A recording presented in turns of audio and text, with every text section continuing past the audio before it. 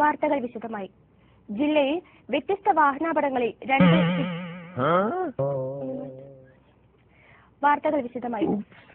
വ്യത്യസ്ത വാഹനാപകടങ്ങളിൽ രണ്ട് സ്ത്രീകൾ മരിച്ചു. തുമ്പൂർമൊഴി ഡാമിൽ കുളിക്കാനിറങ്ങിയ വൈദിക വിദ്യാർത്ഥി ഒഴുക്കിൽപ്പെട്ട് തൂങ്ങി മരിച്ചു.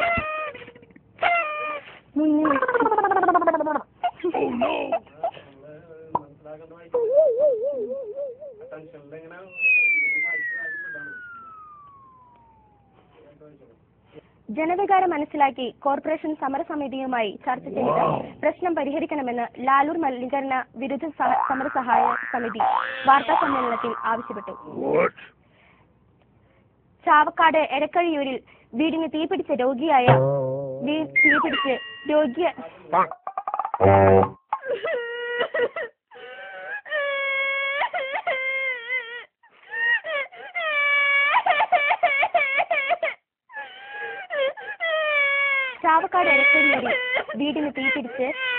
വൃദ്ധൻ മരിച്ചു. 2 പേരുടെ നില ഗുരുതരം. വാർത്തകൾ തുടരുന്നു. കേരള ലളിത കലാ അക്കാദമി ഫെലോഷിപ്പുകളും അവാർഡുകളും പ്രഖ്യാപിച്ചു.